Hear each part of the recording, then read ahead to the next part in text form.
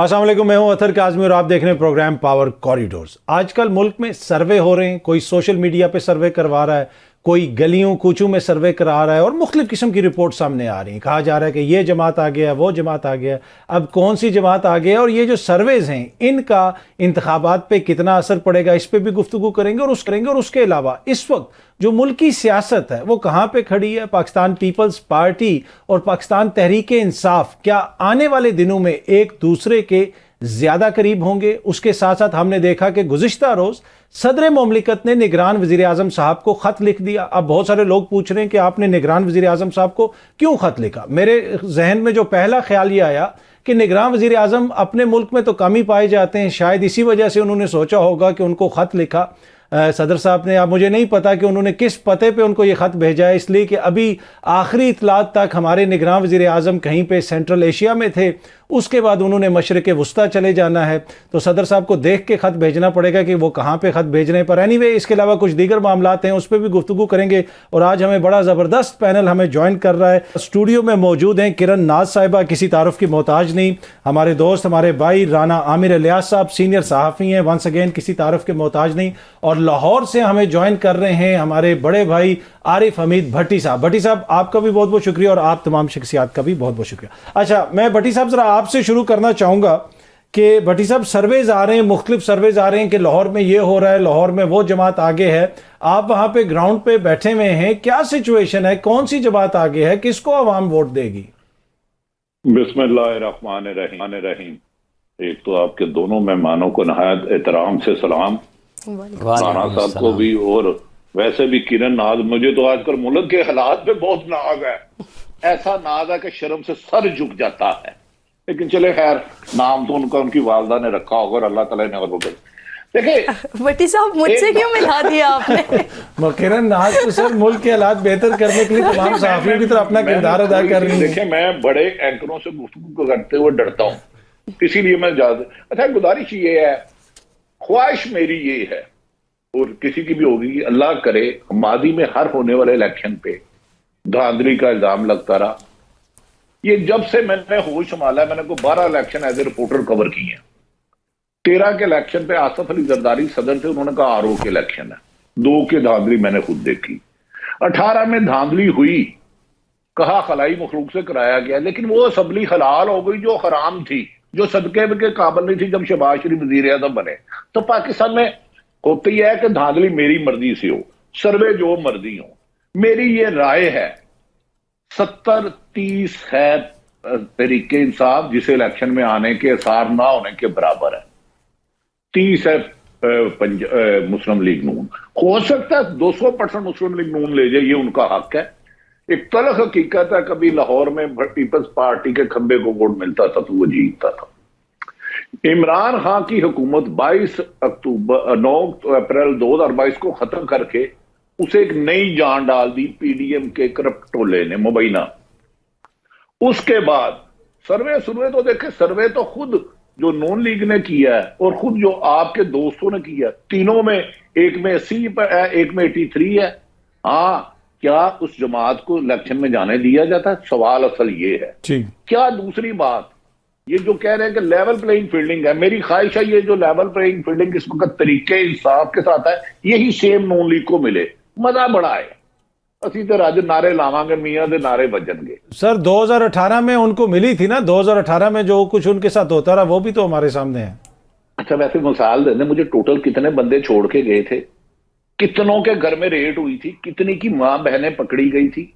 मैं आपको बताता हूँ 25,000 से ज्यादा पंजाब में छापे पड़ चुके हैं। मुझे 2018 की फिगर भी भेज दे, मैंने ब्यूरोक्रेसी भी कवर किया, छोटा सा नलायक सा रिपोर्टर बन के।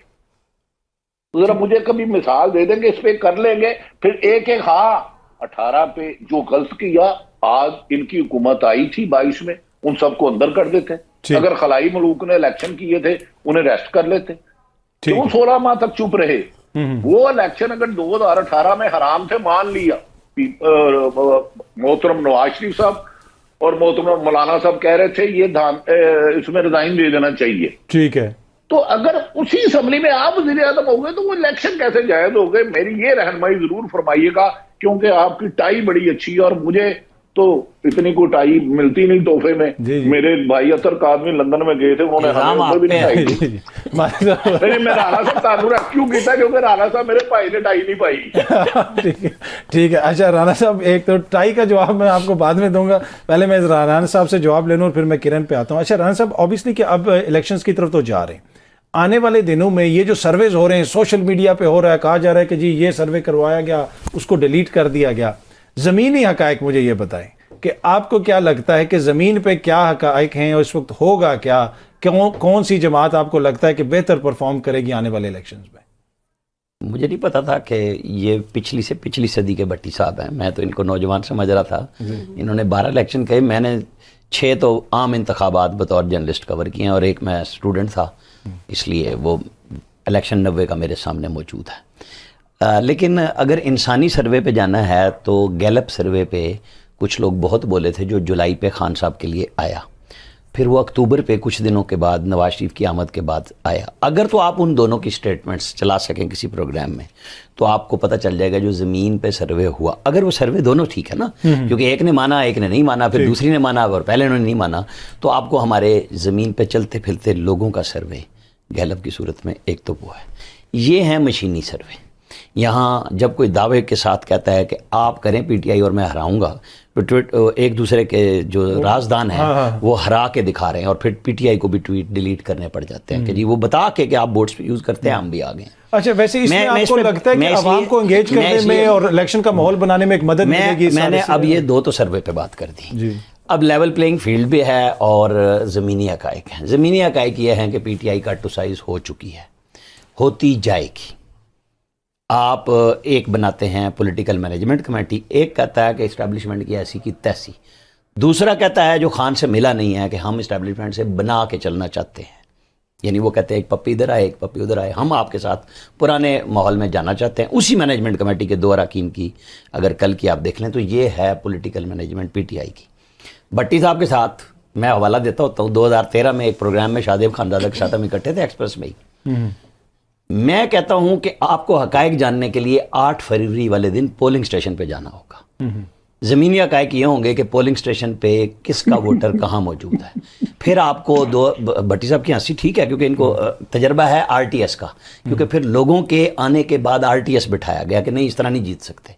क्योंकि 2016 में जिस दिन आज़ाद कश्मीर में मुस्लिम लीग नून ने स्वीप किया था, उस वक्त 2 लोग, वो मैं लफ्ज़ बुरा यूज़ करता हूँ, आपके टीवी पे नहीं करता, उनका नाम था इमरान खान और मोदी, जो आज़ाद कश्मीर में छोड़े गए थे कि बाकायदा तौर पे मोदी का यार नवाज शरीफ, और यहाँ से उस वक्त के आर्मी चीफ जनरल राइल शरीफ मैसेज भिजवा रहे थे नवाज शरीफ को कि आप रिज़ाइन कर दें, जब वो हार्ट का ऑपरेशन करा चुके थे, और आप वहीं रुक जाएं, यहाँ फिजाई बनाएगी।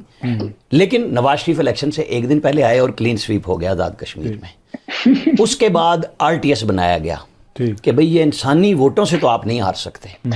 ठीक है, अब ये जो सारी हंसी है ना, खिलखिलाहट, ये मुझे मजा दे रही है। नहीं, मुझे मजा आता है ना, तो मुझे मजा आता है भट्टी साहब की हंसी का, क्योंकि असल में ना वो खुद भी इस तरह ही करते हैं ना बातचीत करके। तो मैं बात को आपको मजेदार इसलिए बता रहा हूँ कि अब इनको वो मोहब्बतें, प्यार, लाड नहीं मिल रहा, ये ढूंढ रहे हैं उसकी। और ज़मीनी हकायक आप कह रहे हैं कि 8 फरवरी को वाज़ेह होंगे। लेवल प्लेइंग फील्ड जो दोबारा मांगी गई है ना अभी इस प्रोग्राम में, क्योंकि वो मोहब्बत का इस्तारा था ना, वो तो इखलाकी बुलंदी का मीनारा था कि वो चाहिए। यही बात उन्होंने कही है, वरना हम फिर ईंट सेट बजा देंगे। ठीक, ये पीपल्स पार्टी की बात नहीं कर रहा। ठीक है, ये पीटीआई पीपल्स पार्टी के हवाले से भी एक खबर है, वो मैनेजमेंट कमेटी की बात है, वो मैं ये है ज़मीनी हकायक। पीटीआई बचा ले।